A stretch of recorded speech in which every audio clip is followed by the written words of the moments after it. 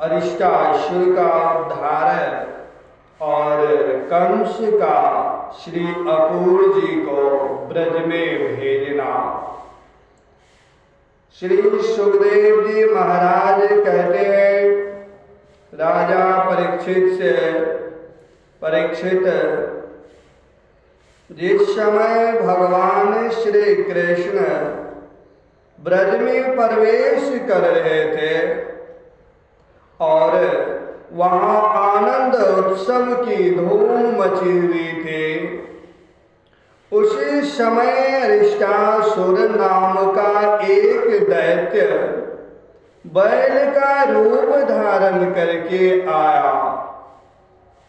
उसका कुकुंद, कंधे का पुट्ठा या थुआ और ढील डोल दोनों ही बहुत बड़े बड़े थे।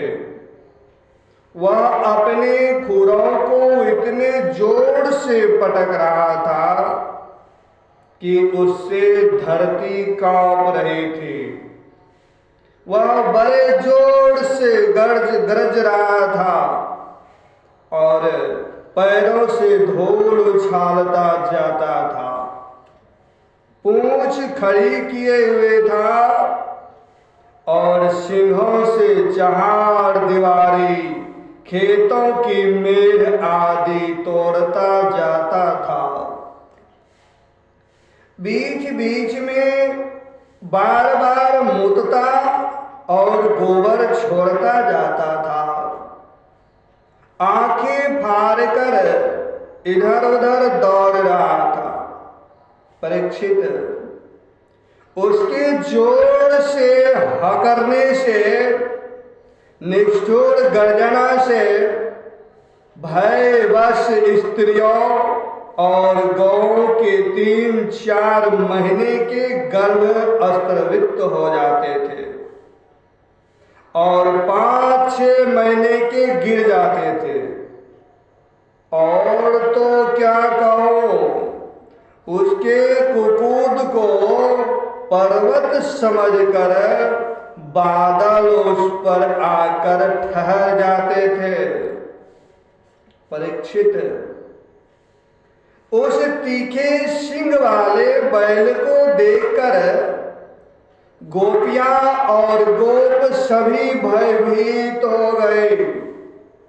पशु तो इतने डर गए कि अपने रहने का स्थान छोड़कर भाग ही गए। उस समय सभी ब्रजवासी श्री कृष्ण श्री कृष्ण श्री कृष्ण, हमें इस भय से बचाओ, हमें इस भय से बचाओ, इस प्रकार पुकारते हुए भगवान श्री कृष्ण की शरण में आए।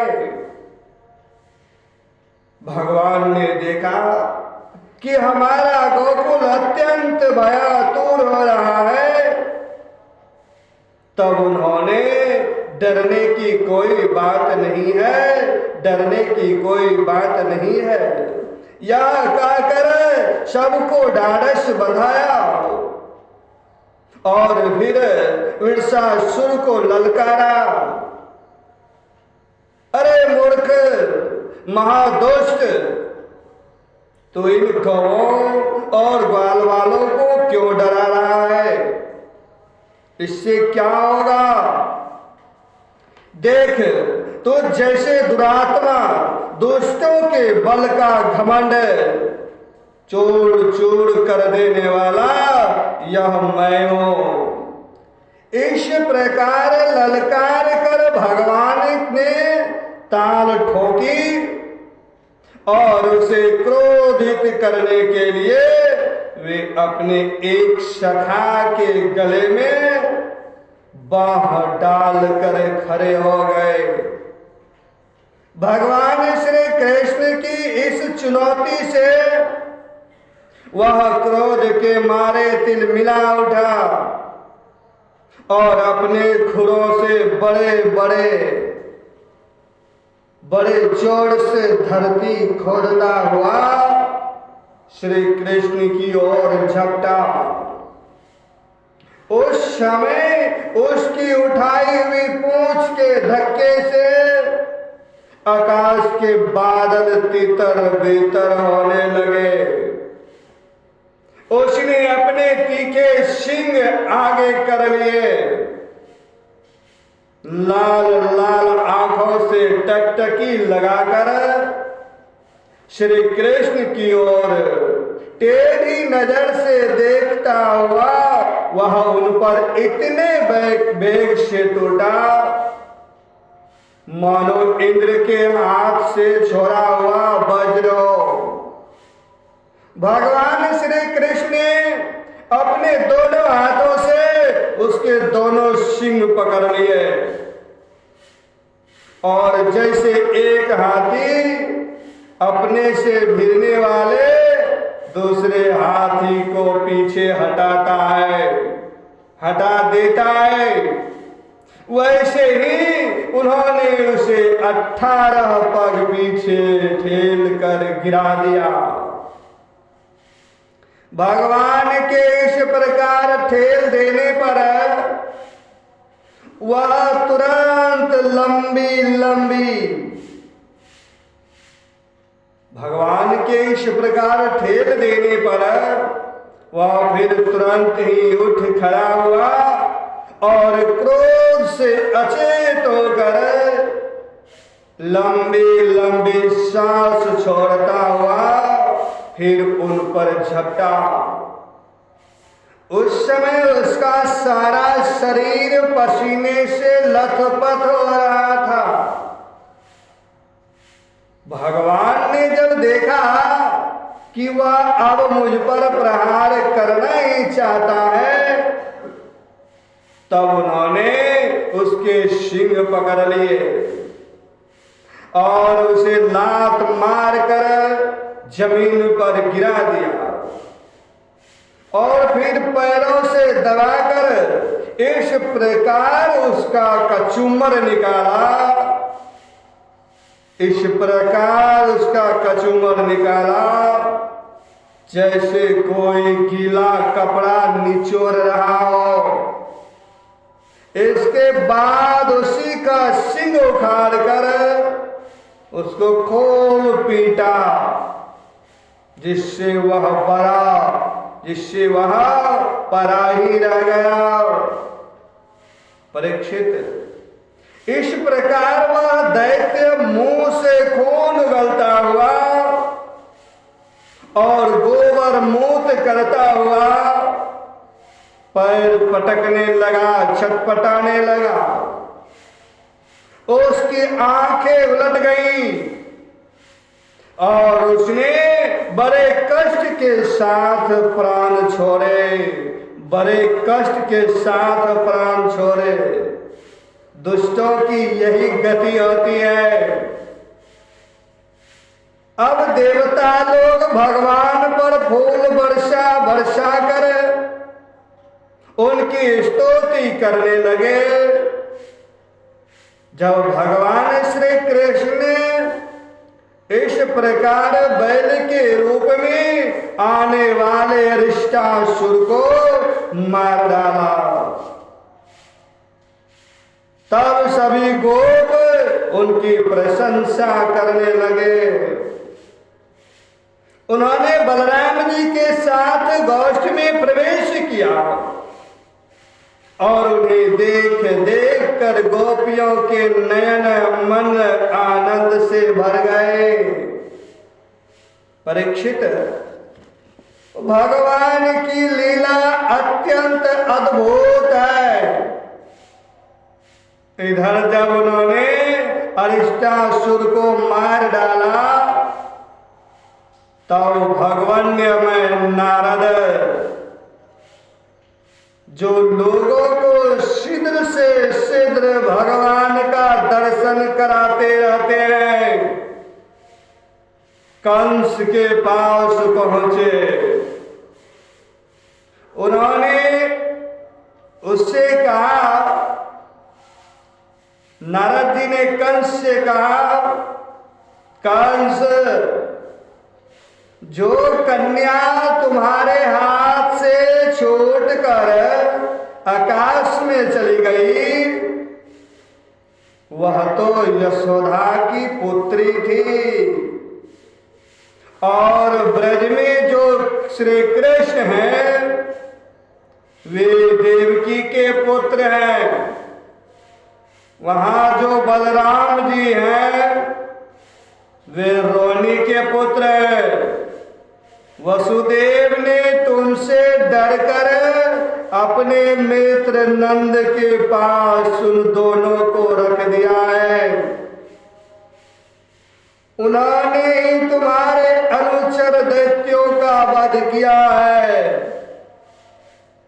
यह बात सुनते ही कंस की एक एक इंद्रिय क्रोध के मारे कांप उठी। उसने वसुदेव जी को मार डालने के लिए तुरंत तीखी तलवार उठा ली, परंतु नारद जी ने रोक दिया। जब कंस को यह मालूम हो गया कि वसुदेव के लड़के ही हमारी मृत्यु के कारण हैं, तब उसने देवकी और वसुदेव दोनों ही पति पत्नी को हथकड़ी और बैरी से जकड़कर फिर जेल में डाल दिया। जब देवर्षि नारद चले गए तब कंस ने केशी को बुलाया और कहा, केशी से कंस तुम ब्रज में जाकर बलराम और कृष्ण को मार डालो। वह चला गया। इसके बाद कंस के मुश्तिक चाणूर, शल, तौशल आदि पहलवानों ने मंत्रियों और महावतों को बुलाकर कहा कि वीरवर, चाणूर और मुष्टिक, तुम लोग ध्यान पूर्वक मेरी बात सुनो। वसुदेव के दो पुत्र बलराम और कृष्ण नंद के ब्रज में रहते हैं। उन्हीं के हाथ से मेरी मृत्यु बतलाई जाती है। अतः जब वे यहां आवे तब तुम लोग इन्हें कुश्ती लड़ाने के बहाने मार डालना। कंस की बुद्धि बहुत दुष्ट होती है। अब तुम लोग भांति भांति के मंच बनाओ और उन्हें अखाड़े के चारों ओर गोल गोल सजा दो। उन पर बैठकर नगरवासी और देश की दूसरी प्रजा इस स्वच्छंद दंगल को देखेंगे। महावत, तुम बड़े चतुर हो। देखो भाई, तुम दंगल के घेरे के फाटक पर ही अपने कुवलिया पीर हाथी को रखना, और जब मेरे शत्रु उधर से निकले तब उसी के द्वारा उन्हें मरवा डालना। इसी चतुर्दशी को विधि पूर्वक धनुष यज्ञ प्रारंभ कर दो और उसकी सफलता के लिए वरदानी भूतनाथ भैरव को बहुत से पवित्र पशुओं की बलि चढ़ाओ। परीक्षित, कंस तो केवल स्वार्थ साधना का सिद्धांत जानता था। कंस तो केवल स्वार्थ साधना का सिद्धांत जानता था। इसलिए उसने मंत्री, पहलवान और महावत को इस प्रकार आज्ञा देकर श्रेष्ठ यदुवंशी अकूर को बुलाया और उनका हाथ अपने हाथ में लेकर बोला, अकूर जी, आप तो बड़े उदार दानी हैं, सब तरह से मेरे आदरणीय हैं। आज आप मेरा एक मित्रोचित काम कर दीजिए, क्योंकि भोजवंशी और वृंशवंशी यादवों में आपसे बढ़कर मेरी भलाई करने वाला दूसरा कोई नहीं है। यह काम बहुत बड़ा है, इसलिए मेरे मित्र, मेरे दोस्त, मैंने आपका आश्रय लिया है। ठीक वैसे ही जैसे इंद्र सामर्थ होने पर भी विष्णु का आश्रय लेकर अपना स्वार्थ साधता रहता है। आप नंदराय के ब्रज में जाइए, वहां वसुदेव जी के 2 पुत्र हैं, उन्हें इसी रथ पर चढ़ाकर यहां ले आइए। बस अब इस काम में देर नहीं होनी चाहिए। सुनते हैं विष्णु के भरोसे जीने वाले देवताओं ने उन दोनों की मेरी मृत्यु का कारण निश्चित किया है, इसलिए आप उन दोनों को तो ले ही आइए, साथ ही नंद आदि गोपों को भी बड़ी बड़ी भेंटों के साथ ले आइए। यहां आने पर मैं उन्हें अपने काल के समान कुवल्या पीड़ हाथी से मरवा डालूंगा। यदि वे कदाचित उस हाथी से बच गए तो मैं अपने ब्रज के समान मजबूत और फुर्तीली पहलवान मुष्टिक चाणूर आदि से उन्हें मरवा डालूंगा। उनके मारे जाने पर वसुदेव आदि वृष्णि, भोज और दशार वंशी, उनके भाई बंधु शोकाकुल हो जाएंगे। फिर उन्हें मैं अपने हाथों मार डालूंगा। मेरे पिता उग्रसेन यो तो बूढ़ा हो गया है, परंतु अभी उसको राज्य का लोभ बना हुआ है। मेरा पिता उग्रसेन यो तो बूढ़ा हो गया है, परंतु अभी उसको राज्य का लोभ बना हुआ है।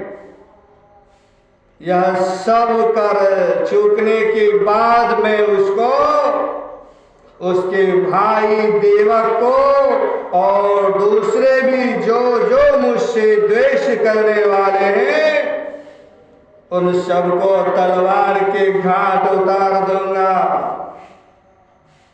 मेरे मित्र अकूर जी, फिर तो मैं होऊंगा और आप होएंगे, तथा होगा इस पृथ्वी का अकंटक राज। जरासंध हमारे बड़े बूढ़े ससुर हैं और वानरराज द्विद मेरे प्यारे सखा हैं। शंबासुर, नाकासुर और वानासुर ये तो मुझसे मित्रता करते ही हैं, मेरा मुंह देखते रहते हैं। इन सब की सहायता से मैं देवताओं के पक्षपाती नरपतियों को मारकर पृथ्वी का अकंटक राज भोगूंगा। यह सब अपनी गुप्त बातें मैंने आपको बतला दी। अब आप जल्दी से जल्दी बलराम और कृष्ण को यहाँ ले आइए। अभी तो वे बच्चे ही हैं, उनको मार डालने में क्या लगता है। उनसे केवल इतनी ही बात कहिएगा कि वे लोग धनुष यज्ञ के दर्शन और यदुवंशियों की राजधानी मथुरा की शोभा देखने के लिए यहाँ आए। अक्रूर जी ने कहा कंस से, महाराज आप अपनी मृत्यु, अपना अरिष्ट दूर करना चाहते हैं, इसलिए आपका ऐसा सोचना ठीक ही है। मनुष्यों को चाहिए कि चाहे सफलता हो या असफलता, दोनों के प्रति समभाव रखकर अपना काम करता जाए, अपना काम करता जाए। फल तो पर्यंत से नहीं, देवी प्रेरणा से मिलते हैं। मनुष्य बड़े बड़े मनोरथों के पुल बांधता रहता है, परंतु वह यह नहीं जानता कि देव ने, प्रारब्ध ने इसे पहले से ही नष्ट कर रखा है। यही कारण है कि कभी प्रारब्ध के अनुकूल होने पर प्रयत्न सफल हो जाता है तो वह हर्ष से फूल उठता है, और प्रतिकूल होने पर विफल हो जाता है तो शोकग्रस्त हो जाता है। फिर भी मैं आपकी आज्ञा का पालन तो करूंगा ही, पालन तो कर ही रहा हूं, करता ही रहूंगा। श्री सुखदेव जी कहते हैं, कंस ने मंत्रियों और अक्रूर जी को इस प्रकार की आज्ञा देकर सबको विदा कर दिया। तदंतर वह अपने महल में चला गया और अक्रूर जी अपने घर लौट आए। केशी और वेमासुर का उद्धार तथा नारद जी के द्वारा भगवान की स्तुति।